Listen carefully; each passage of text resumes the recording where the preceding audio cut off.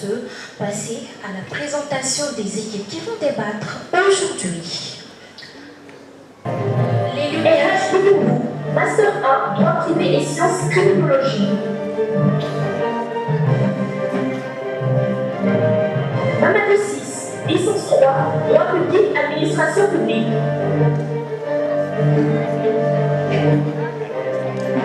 Jean-Pierre Lundi, Master 1, sciences criminelles.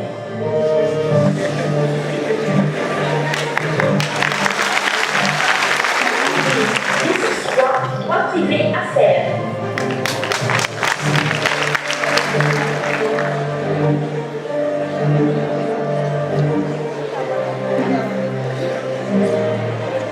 Faculté des lettres et sciences humaines.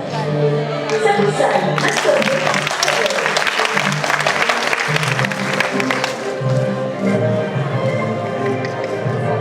Maria Maton, licence 3, lettres modernes.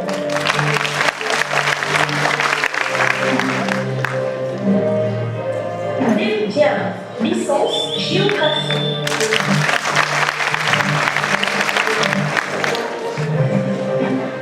Apollinaire Diata, licence 3,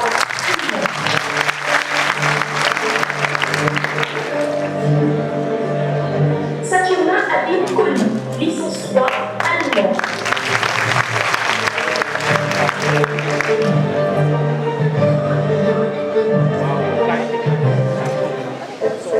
Présentation des équipes. Merci beaucoup aux régies. Présentation pour l'équipe de la faculté des sciences juridiques et politiques. Il y a aussi Ben David Mao, Master 1 en sciences politiques. Alors, je vais tout simplement rappeler les passages ou bien les matchs qui ont eu à nous opposer depuis le début. Parce que pour qu'à débattre, il y a 3 rubriques. Il y a une première rubrique intitulée 45 minutes pour convaincre. Il y a une deuxième rubrique intitulée Parlez-nous d'eux. Et une troisième rubrique Si j'étais. Alors, nous avons eu à débattre sur la problématique de l'emploi des jeunes en Afrique, sur le développement et la bonne gouvernance en Afrique, civisme et étudiants, jeunesse et dégradation des mœurs, le système LMD est-il propice pour notre pays, problématique de l'intégration sous-régionale, le système éducatif sénégalais entre crise et performance, problématique de la mendicité au Sénégal, la presse en Afrique a eu droit à un débat, le terrorisme dans le monde, les obstacles du développement en Afrique, crise des institutions ou problème de leadership. Le printemps arabe dans le monde, c'est les thèmes sur lesquels on a eu à débattre depuis le début. On a eu à parler des icônes comme Léopold Sédar Senghor, Mariama Ba, Nelson Mandela, Thomas Sankara, Mamadou Diack, Léopold Sédar Senghor, Martin Luther King, Barack Obama, l'ancien président sénégalais Abdoulaye Wade, et même l'autre, Abdou Diouf plutôt, et même de Cheikh Anta Diop. Alors, pour ce qui est donc des autres rubriques de la dernière plutôt, si j'étais, nous avons eu le privilège, ou bien les débatteurs ont été des ministres de l'enseignement supérieur, des députés à l'Assemblée nationale, des nations, ministre des Sports, directeur de Sénélec, Premier ministre et même ministre du Commerce. Alors, pour ce qui est de la journée d'aujourd'hui, c'est-à-dire de cette finale, prenez note les débatteurs. Après la rubrique 45 minutes pour convaincre, qui portera sur le thème suivant, l'acte 3 de la décentralisation, la rubrique Parlez-nous d'eux portera sur, prenez note, Tandem Senghor-Mamadou Dia. Tandem Senghor-Mamadou Dia.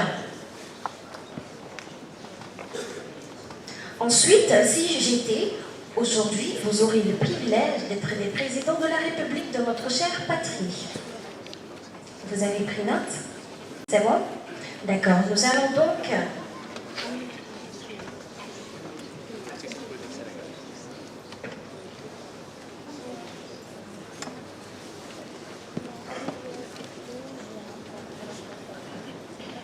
Nous allons donc sans tarder essayer de démarrer ce débat tout en précisant que pour les écoles qui étaient là présentes lors des débats, il y a les BAD qui n'a pas été cité tout à l'heure.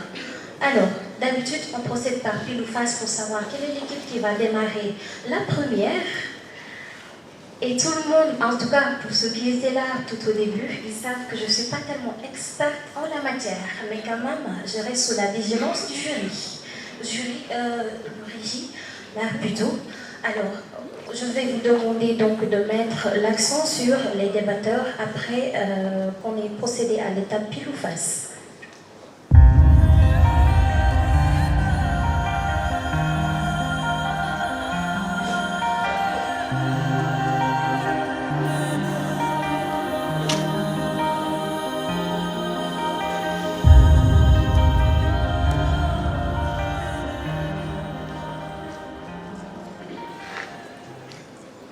Le jury conviendra avec moi que c'est Pile qui est sur la pièce. Donc pour cette première rubrique, nous allons démarrer par la faculté des lettres et sciences humaines dans quelques minutes.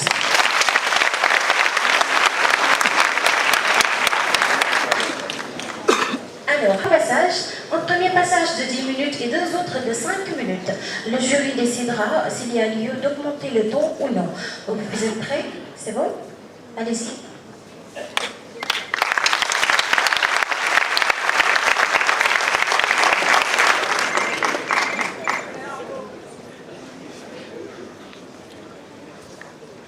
L'acte droit de la décentralisation, point. Voilà un sujet vaste, sensible et suspendu sur toutes les lèvres. Comprenez par là que c'est un sujet d'actualité très controversé. Mais faudrait-il d'abord savoir ce que signifie une décentralisation ou plutôt la décentralisation.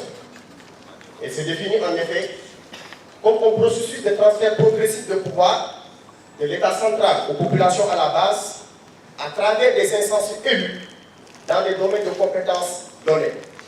Mais attention, décentralisation ne veut pas dire déconcentration. Parce que la déconcentration n'est rien d'autre qu'un acte qui consiste à rapprocher l'administration des administrés par la mise sous pied des services de l'État jusqu'à l'échelon administratif le plus bas. Si le premier concept a une connotation plus politique, le second revêt un caractère purement technique. Mais cependant, le processus de décentralisation au Sénégal va suivre le traité de la Constitution.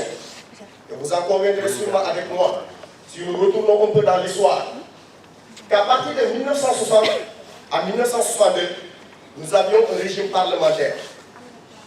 De 63 à 70, un régime présidentiel concentré. De 70 à 1980, un régime présidentiel déconcentré. À partir de 1981, un régime présidentiel avec une libéralisation de plus en plus grande de toutes les structures. C'est de là qu'on a participé au multipartisme, au pluralisme syndical. Cependant, l'évolution dans les communes et communautés rurales va suivre ce schéma suivant. À partir de 1960, toutes les communes deviennent des communes de statut spécial avec des maires élus. 1964, les communes chefs-lieux de région également deviennent des communes à statut spécial. En 1966, retenez bien cette date parce qu'elle est très importante. En effet, c'est à cette date que des textes ont été adoptés afin de régir l'organisation des communes. C'est la loi 66-64 du 30 juin 1966. 1972. 1972. Si on fait à cette date qu'il y a eu l'introduction de la démocratie en milieu rural par la création de ce que l'on appelle les communautés rurales, c'est la loi 72-25 du 19 avril 1972.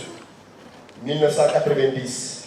En effet, à cette année, la gestion a été entièrement confiée aux élus dans les communes et communautés rurales.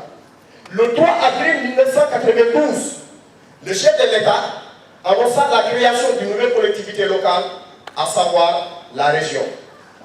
1996, date cruciale et très importante, dans le processus de décentralisation ici au Sénégal. Parce qu'en effet, c'est à cette date que des textes et lois ont été votés et promulgués. C'est là, plus exactement, le 22 mars 1996. Ces lois sont au nombre de 6 et régissaient notre système de décentralisation. Mais sûrement, vous êtes en train de vous demander, mais monsieur le débatteur Apollinaire Diatta, veut donc nous parler de l'acte 3 de la décentralisation? C'est exactement sous ce registre que nous sommes demandé la question à savoir si l'acte 3 de la décentralisation constitue-t-il une aubaine pour le développement dans le milieu local ou une pierre d'achoppement. Mais permettez-nous tout d'abord de parler de fond encore de l'acte 3 de la décentralisation, ses objectifs, ses visions. Honorable autorité, mesdames et messieurs membres du jury, auguste assemblée, vous conviendrez cependant avec moi que tout travail scientifique demeure loin d'être parfait. Mais nous allons apporter de par notre humble contribution ce que nous jugeons cohérent et qui pourra nous servir de relais dans notre perspective. Je vous remercie.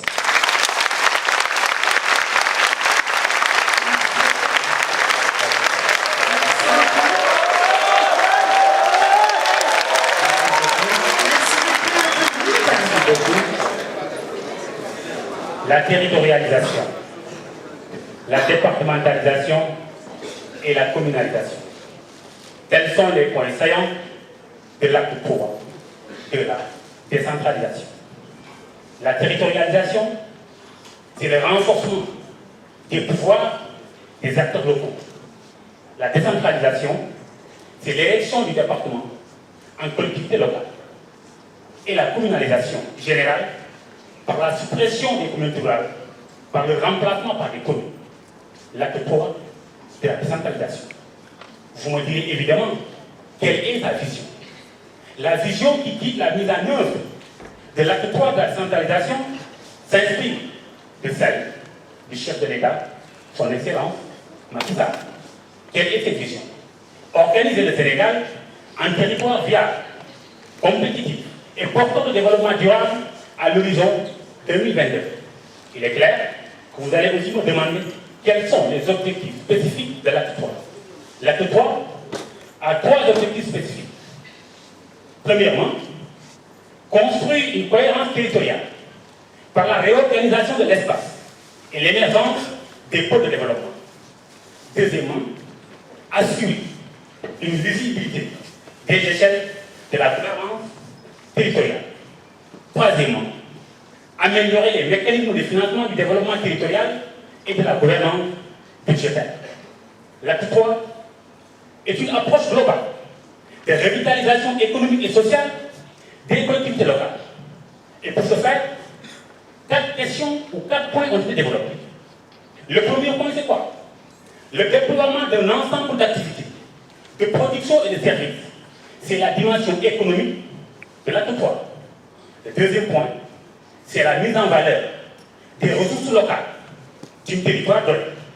Effectivement, en collaboration avec le secteur privé, les institutions publiques, le secteur communautaire, mais aussi la réappropriation de la population résidente dans le développement économique et social, et aussi la mise en contribution des ressources externes en fonction de ces mêmes localités.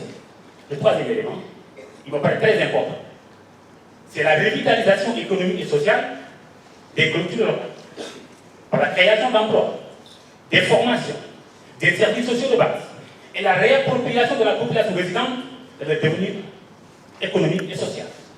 Et le quatrième point, qui a aussi une importance capitale, c'est que la communauté comprend le départ, la communauté comprend les activités, et le communautaire dans tout ça. C'est l'élément central, associatif, pour la revitalisation économique et sociale de sa localité. L'acte 3. Vous savez, cela s'articule toujours autour de 3 points. Pour les corriger. Les déséquilibres régionaux, les incohérences politiques et les disparités économiques. Pour ce faire, pour mieux harmoniser, l'État a jugé nécessaire de créer ce qu'on appelle des pôles de développement. Parce que le document de la stratégie des études de la pauvreté avait montré qu'au Sénégal, 46% de la population vit sous le seuil de la pauvreté. On en compare les deux régions. La région de Dakar et la région de Kolda. Dans la région de Dakar, 26% de la population vit sous le seuil de la pauvreté. Par contre, la région de Kolda, 76% de la population vit sous le seuil de la pauvreté. D'où la nécessité, l'importance de la mise en œuvre de l'acte 3 de la décentralisation. Cela m'inspire, comme le disait François Mitterrand, que la France avait besoin d'un pouvoir fort pour se former et se construire. Maintenant, la France, pour ne pas se déconstruire, a besoin d'un pouvoir décentralisé. Je vais utiliser la même chose pour le Sénégal. Le Sénégal avait besoin d'un pouvoir fort pour se construire et pour se former dans les années 1960. Mais aujourd'hui, le Sénégal, pour ne pas se déconstruire, a besoin d'un pouvoir décentralisé. Je vous remercie.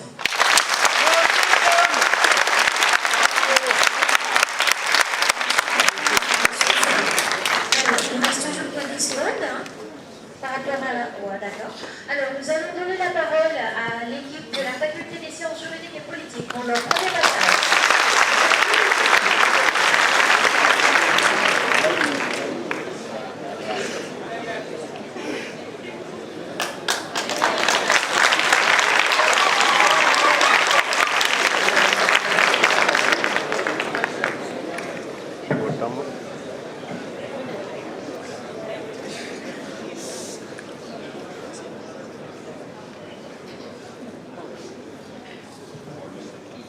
Mesdames, Messieurs, Auguste Assemblée, bonjour.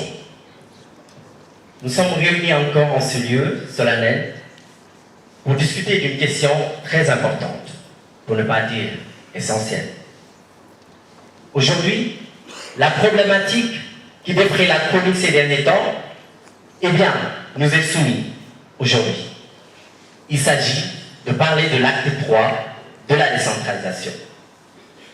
Mais auparavant, il faut bien savoir ce qu'est un acte avant de parler de ce qu'est un discours. Eh bien, un acte, c'est un fait, c'est une action administrative, parfois gouvernementale, qui a la volonté politique exprimée ainsi pour créer des effets juridiques. Eh bien, cela pour l'intérêt général. Eh bien, la décentralisation, messieurs, elle désigne tout simplement le transfert des compétences, vous l'avez dit. Non seulement des compétences, mais aussi des ressources de l'État vers les collectivités ou entités locales. Eh bien, après cela, nous allons nous atteler à vous rappeler ce qui a précédé cet acte 3. Quels sont les actes qui étaient là avant cet acte 3? Forcément, il y a un acte 1 et un acte 2. Après cet exercice, nous nous attelons l'euro à rappeler le motif de cet acte 3, entrer dans le fond, le contenu, la matière de cet acte 3. Eh bien, ensuite, nous dirons les conséquences d'un tel acte, les conséquences éventuelles, mais également les conséquences prévues par le texte lui-même. Et enfin, nous vous donnerons quelques recommandations pour rendre ce texte meilleur. Alors, mon cher ami, qu'est-ce qui a précédé cet acte 3? Ce qui a précédé l'acte 3 de la décentralisation, c'est l'acte de 1972, considéré comme l'acte 1 de la décentralisation. Cet acte de 1972 était basé sur 4 piliers, que sont la décentralisation, la déconcentration, la participation responsable, mais aussi la régionalisation du plan. Et cela nous a permis d'avoir des communautés rurales sur toute l'étendue du territoire sénégalais. Et c'était un processus. L'acte 2 de la décentralisation est celui de 1996. Cet acte a permis l'érection de la région en une collectivité locale, mais également, ça nous a permis de transférer 9 compétences qui jusque-là étaient entre les mains du centre vers la périphérie, c'est-à-dire les collectivités locales. Mais considérer ces deux actes comme les seules réformes que le Sénégal a connues est pour nous un crime de lèse-majesté. Parce que si vous vous souvenez bien, entre 1872 et 1887, c'est-à-dire avant l'indépendance, il y a eu 4 communes de plein exercice au Sénégal. C'est Saint-Louis, c'est Gorée, c'est Rufisque et c'est Dakar.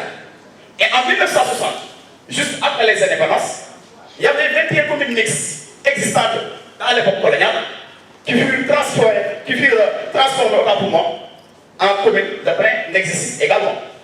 En 1966, par la loi numéro 66-64 du 30 juin 1966, comme vous l'avez rappelé tout à l'heure, on a consigné l'ensemble des lois et des textes qui régissaient jusque-là l'administration publique, mais aussi l'administration communale. Et en 1990, derrière moi bien sûr, il y avait la mainmise du sous-préfet sur les communautés rurales. Cette mainmise fut tout simplement supprimée au bénéfice du PCR, mais également l'administrateur communal qui avait la gestion de la commune, cette tutelle également fut supprimée au bénéfice de maire. Mais parlez tout simplement de cette décentralisation. Est-ce que ça a permis au Sénégal de résoudre tous ces problèmes de décentralisation? Eh bien non. Effectivement, cette politique de décentralisation a permis d'avoir des avancées, de mettre des avancées assez significatives sur le plan institutionnel et sur le plan fonctionnel entre 1972 et 2012. 40 ans qui ont permis au Sénégal d'être en avant dans sa politique de décentralisation. Mais toujours, les actes sont susceptibles de connaître quelques limites. Et les limites de ces précédents actes sont notées quant à leur faiblesse objective du cadre institutionnel devant booster le développement local, le développement de chaque territoire. Il y avait une inefficacité également du financement lié à ce développement des localités. Il y avait également problème quant à la valorisation des potentialités de chaque territoire. Problème également lié aux ressources humaines de qualité. Il en manque toujours. Inefficacité enfin liée tout simplement à la collaboration entre les différents territoires. Et cet acte 3 vient nous justifier tout cela en nous disant qu'il faut un changement. Qu'est-ce qui peut justifier autrement cet acte 3? Ce qui justifie cet acte 3, c'est la nécessité de corriger les déficiences que vous avez énumérées tout à l'heure, mais aussi de permettre le progrès significatif à l'échelle nationale, mais également un développement local harmonieux. Et sur ce, le chef de l'État indique clairement que l'option de construire dans le cadre d'un dialogue consensuel et prospectif permet le renouveau de la modernisation de l'État à travers une décentralisation cohérente dans ses principes et performante dans sa mise en œuvre. Et le gouvernement du Sénégal considère que l'idée de base même qui sous-tend l'acte 3 de la décentralisation n'est rien d'autre que la refondation majeure de l'architecture nationale. Mais aussi, on considère que les orientations ainsi déclinées par l'acte 3 rencontrent évidemment les orientations ainsi déclinées autant pour moi, rencontrent bien sûr l'ambition des acteurs du développement à travers des documents, des stratégies et de politiques accentuées qui vont nous permettre d'avoir des collectivités viables, compétitives et capables de porter le développement du Sénégal à l'horizon 2022. Sur ce, on se demandera certainement quels sont les objectifs et les exigences de l'acte 3 de la décentralisation. Ah oui, il ne suffit pas seulement d'énumérer les objectifs, mais il faut également dire les exigences. Alors, sur ce, il y a 3 objectifs majeurs. C'est la cohérence territoriale, faire de sorte qu'il y ait des pôles territoires